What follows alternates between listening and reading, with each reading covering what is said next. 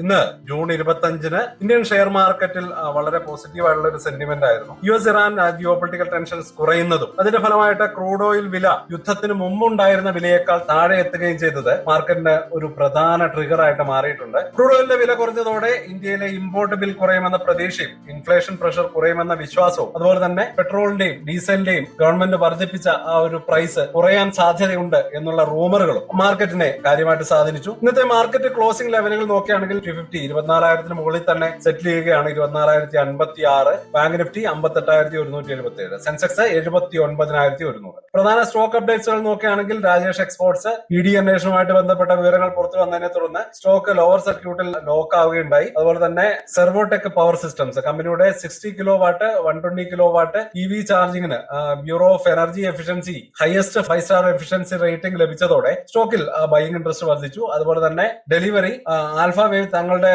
മുഴുവൻ സ്റ്റേക്സും black deal വഴി വിറ്റതിനെ തുടർന്ന് സ്റ്റോക്സിൽ സെല്ലിംഗ് പ്രഷർ ശക്തമായിട്ട് കാണാൻ കഴിഞ്ഞു. ടോപ്പ് നിഫ്റ്റി ഗെയിനേഴ്സ് നോക്കുകയാണെങ്കിൽ ഇന്റർ ഗ്ലോബൽ ഏവിയേഷൻ അഥവാ IndiGo, M&M, Maruti. Top losers നോക്കുകയാണെങ്കിൽ ONGC ഏതാണ്ട് 2.42% ഫോൾ ഉണ്ടായി.